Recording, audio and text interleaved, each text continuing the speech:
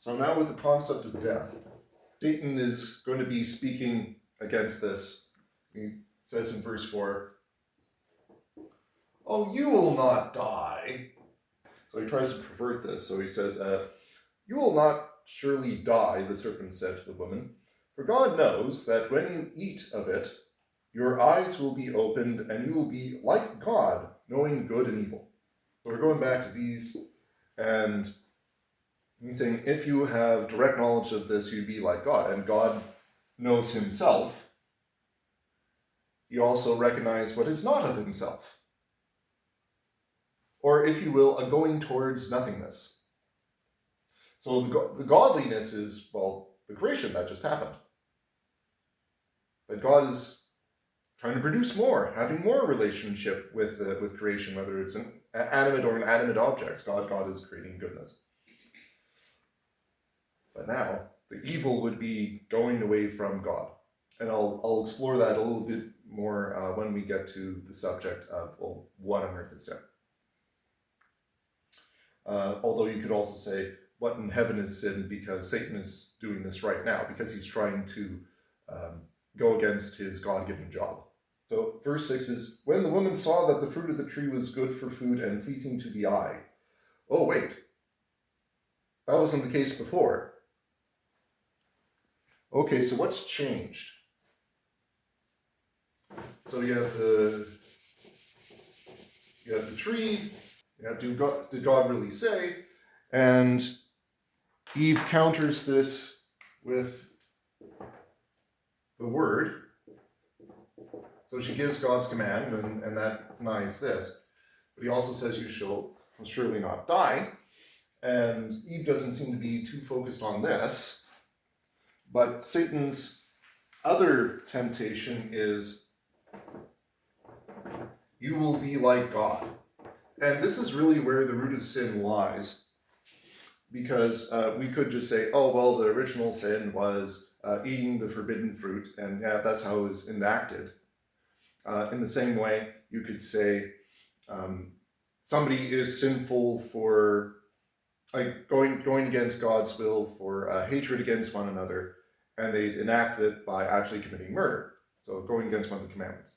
Or somebody is enacting the sin of, well, self-worship and deception by speaking a lie.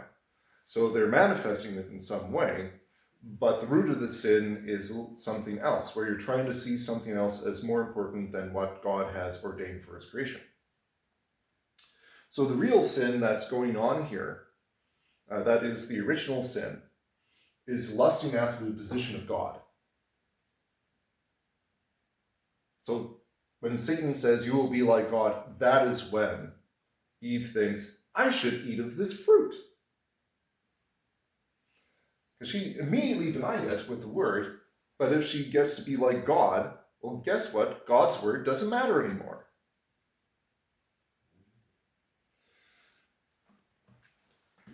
So to give an idea, in this sense, well, I should put original sin. So it's the motivation, not the act itself. Well, and that is more what original sin is the inherentness of sin within the self, and then you have actual sins which are enacted, and the enacted sins can be physical or they can also be mental.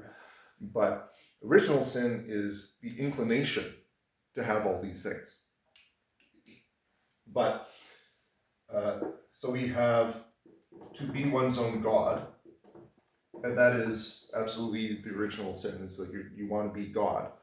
But if she's countering with the word for the initial temptation, this is also self-legislation.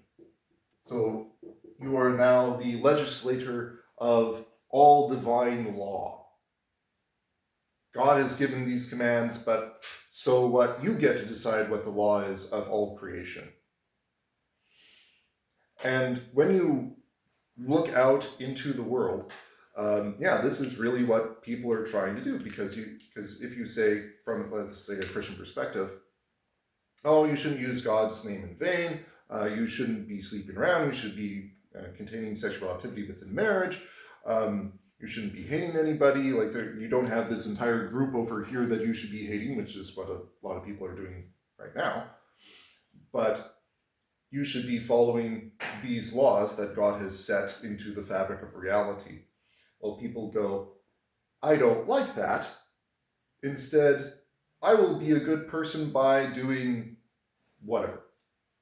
So they're redefining goodness in their image. So they're being a new legislator where they're saying, I get to determine what is good and evil. So also when you have people who are going, well, I don't like this moral imperative of whatever country. Let's say you go to a Muslim country and the Muslim country says, well, there are blasphemy laws. If you speak against the name of Muhammad, we'll cut your head off. Okay. So already it's like, well, we don't like that specific blasphemy law. Now, Judaism and Christianity have also had blasphemy laws. But with the Muslims, it's like, should they be able to behead people? And if you find a lot of individuals in the world, they'll say, sure, you can behead people, but only in that country. If they try to enact this blasphemy law over here, let's say in Canada, and you speak against the name of Muhammad or Allah, then no Muslim should be able to behead you. So that's something known as moral relativism, where they're saying, yes, this law is good over here, but not over here. It's applicable to this people, but not these people over here. It's good for you, but not good for me. And very much so, this is what hyper-individualism in the West has done to us, is we say, well, I get to determine what's right for me, but you can't influence anything I say. I get to determine what is good for me, you don't get to decide. So how individual do you want to make this, or how subjective do you want to make this? Because we could do this for entire countries, or we go back to one individual. And whenever you try to press people on this, it's actually a self-refuting argument. Because if they say, well, this is good for me, and you don't get to speak against it, well, what authority do you have to make that determination? Let's say, let's do something relatively frivolous. Let's say somebody says, I get to kick any puppy that's in front of me. And you go, that's a horrible law. We don't like puppies getting kicked. It's like, well, this is what I think is good, so I will kick whatever puppy's in front of me because I don't like puppies. Okay, well, how do you defend that? It's like, well, because this is my law. And I think that is good. It's like, well, there's a whole bunch of people who say that this is not right. So, no, you don't get to do this. Okay. At that point, this person then has to defer to the group because either they're going to get kicked for kicking puppies or they have to just admit that they're wrong. So if they say, well, I'm not wrong, I just had to defer to the group, well, automatically now it's the group that's making all these rules. At which point you get back into, well, should we behead people for speaking blasphemy against Muhammad? And if you don't like that rule, then why are you allowing it there? And so it just kind of goes back and forth between the individual and the group, because as an individual, you don't have the power or ability to enact any statement. So you just constantly try to say, well, this is what I believe. And then if you have an entire group who's saying, yeah, this is what we can believe, it's like, okay, well, that's just for this group of people, and we don't want to have it over here. So it's a discussion about, well, should ethics be objective? And when you go away from objective moral laws, it just kind of falls apart. Or as I've heard it described, when postmodernists has tried to describe their ethics, you write a rule over here, you write a rule over here, and you can make networks between them, and you can suspend it all. It's like, here's this great spider web of ideas and rules. It's like, okay. So real spider webs need branches or something else to pin it to. So what's holding the edges of this great map of your ideas? Oh, nothing. At which point it all collapses. However, just because people are very given to this, because we're all suffering from an original sin, it just comes up again and again and again that people want to defend their own rights. So you just get enough people to defend your particular viewpoint, and there you go. It is suddenly defensible within society. This is why you have, say, political groups who are the exact opposite of each other. The set of beliefs that they have aren't necessarily connected, but they have to defend this because it's the opposite of the other side to try and keep things in check. Just kind of looking at the, let's say, wokeist movement, I would say that this is very much the self-legislating original sin, because they're trying to promote, well, I get to decide the objective reality around me. So whether or not this thing that I want to be true is true, I'm going to assert it, and you have to acknowledge my belief, and you don't get to say anything to the contrary.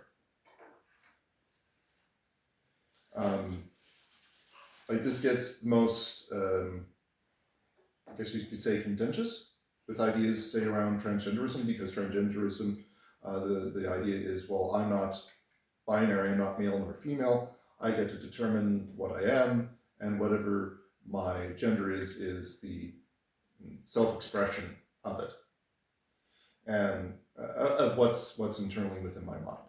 So regardless of whether or not the physical reality is there, whether it's you want to be when you're a biological male, or you want to be male when you're biologically female, like there is an external reality that needs to be dealt with, and this tension between the external and the internal is what drives a lot of the anger discussion within society on that particular issue.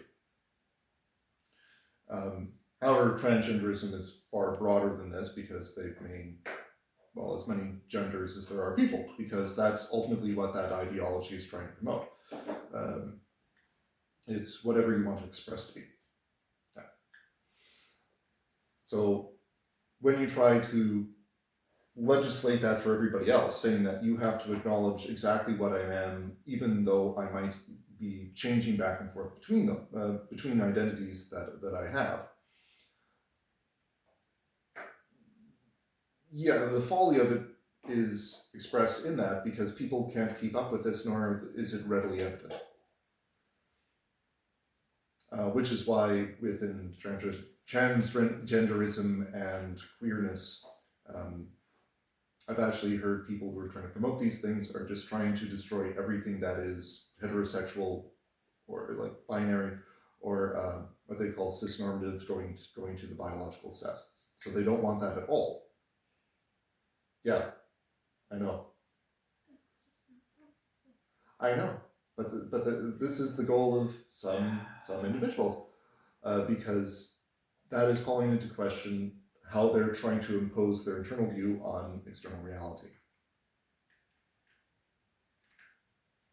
So I say it comes to a head very much with transgenderism, but the same is true for anything within the wokeist movement. Is I want this on an internal level, and it has to be reflected in reality. So, yeah. Not to say that people with transgenderism are just trying to be sinful. It's they are dealing with something internally that needs to be thought through and explained and helped. So I don't want to just say that, yeah, they're godless sinners. No, I want them to receive God and be found within his creation, having his grace given to them. Because some people who are suffering from this, like, they actually do see themselves as the opposite sex. And it actually causes them internal pain to see otherwise. So how do we help those particular individuals? Yes. Okay.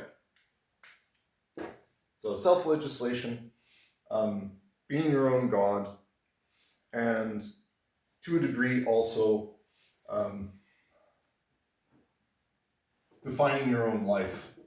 Because if God is the one who gives life in the beginning, and he can take it away by consuming the fruit, and you go like, well, no, I don't want that to happen. Like, yeah, but can you really defy death on your own? This is also why when you find people looking to original sin, especially with self-legislation, there's a whole bunch of contentious issues around death. For example, MAID is a huge issue within Canada because it keeps expanding.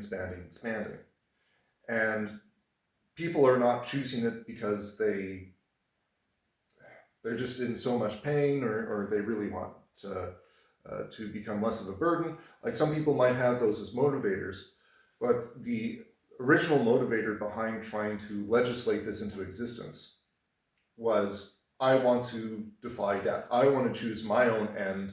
I do not want this taken away from me. Or in terms of mental faculties, like I don't want to become incapable of making decisions or too far gone in terms of dementia or Alzheimer's. I want to die when I choose. And when you had the big issue around Dr. Kevorkian in the States, who was the death doctor, that was his main argument, was he wanted to give autonomy over life to his patients. But they don't have autonomy over life, so they can only choose death. So yeah, it's original sin is also trying to, too often anyways, see death as a solution to problems of life. Whereas if you look to, say, God trying to solve issues of death or like or brokenness of the creation, he's not trying to choose death. He's trying to move people further and further into life.